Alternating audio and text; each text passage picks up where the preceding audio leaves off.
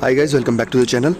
और आज के हमारे वीडियो का जो टॉपिक रहने वाला है वो रहेगा how to calculate rise and tread of stair. मतलब जो सीढ़ियाँ हम बनाते हैं उन सीढ़ियों में जो हर स्टेप जो काउंट होती है उस स्टेप के जो हमारा एक राइज़र होता है, एक थ्रेड होता है, तो उनका जो डायमेंशन है किसी भी स्टेप का, जो राइज़र कितना आएगा या जो थ्रेड है वो उस थ्रेड का डायमेंशन क्या होगा, ये कैसे कैलकुलेट करते हैं और इस चीज़ को हम कैसे निकालते हैं, क्या तरीका होता है, उसके बारे में बात करने वाले हैं।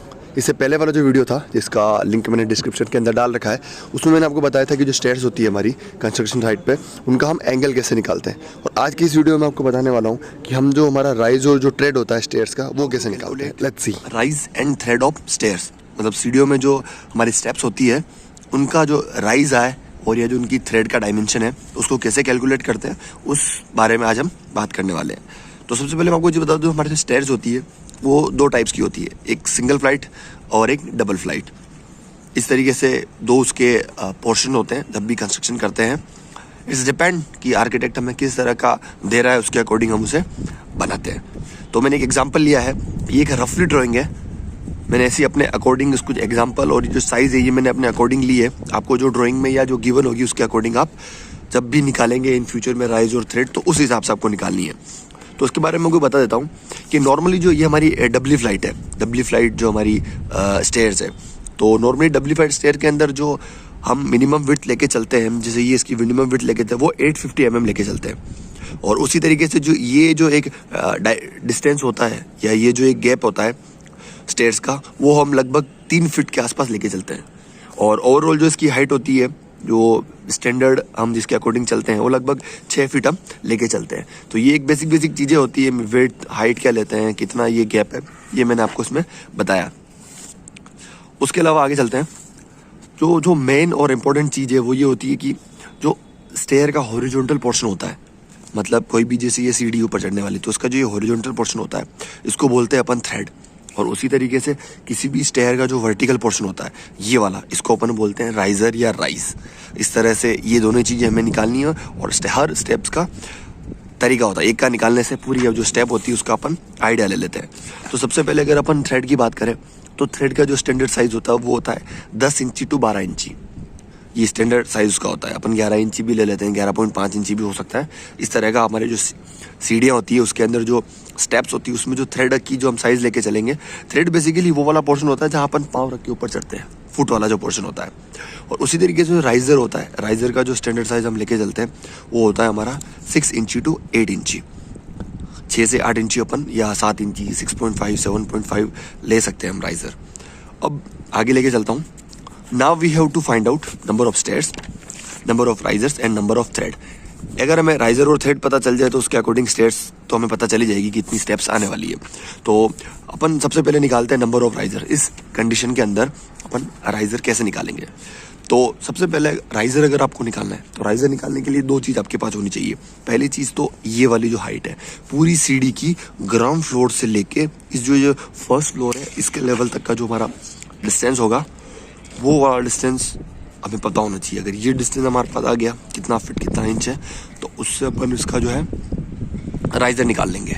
राइजर निकालने के लिए क्या करते हैं, जैसे मैंने माना कि ये जो मेरा डिस्टेंस है ग्राउंड लेवल से लेके फर्स्ट फ्लोर के लेवल तक का, वो है 10 फीट चेंज।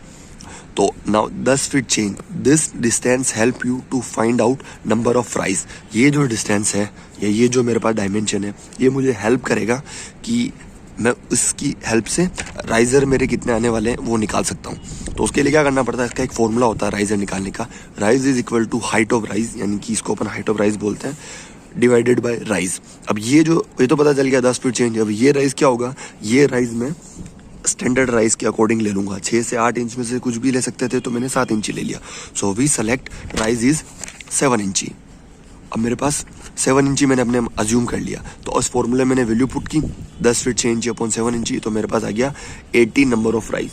टोटल मेरे पास 18 नंबर ऑफ राइज आ गए।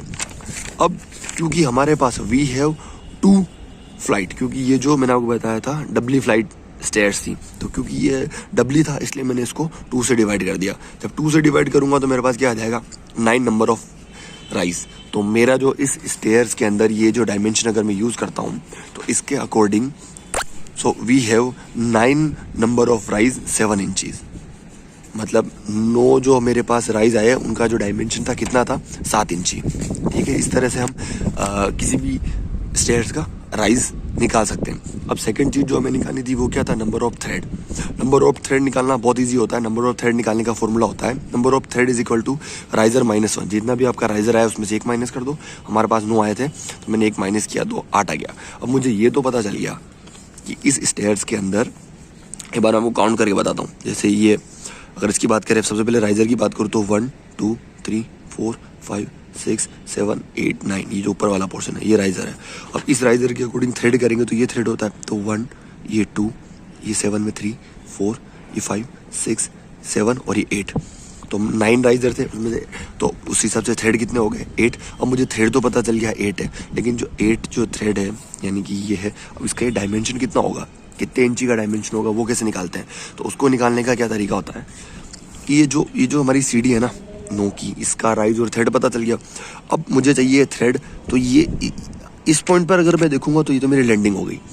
ठीक है, लैंडिंग हो तो मैं यहाँ से काउंट करूंगा जो मेरा थ्रेड है, तो यहाँ से अगर मैं इस पोर्शन से लेके और इस फ्लोर का जो लास्ट थ्रेड है इस पोर्शन के बीच का जो डिस्टेंस होता है उसको यूज़ में लेते हैं। ये मैंने 6 फीट माना, मेरे पास जो डायमेंशन थे उसके अंदर ये 6 फीट था। 6 फीट को मैंने इंच में कन्वर्ट किया इनटू 12, तो 12 इंच मेरे पास आ गया, 72 इंच हो गया। मन में आ गया ये कैसे आया, ये मेरे पास जो वैल्यू थी वो है ये 6 फीट। आपके पास कुछ और वैल्यू भी हो सकती है, उसको इंच में कन्वर्ट करो। तो जैसे ही मैंने इसको इंच में कन्वर्ट किया तो थ्रेड की साइज़ मेरे पास क्या आ गई 72 इंची, और टोटल कितने थे 8 इज इक्वल टू 9 इंची। तो इसकी साइज़ क्या होगी मेरे पास 9 इंची के 8 थ्रेड मुझे मिल गए। आई होप ये जो राइज और थ्रेड वाली जो टॉपिक था या ये जो ट्रिक थी जो मैंने आपको समझाने की कोशिश की थी वो आपको समझ में आई होगी। And if you like the video press the like button. And अगर आपने चैनल को अब तक सब्सक्राइब नहीं किया है तो please subscribe our channel. Thank you.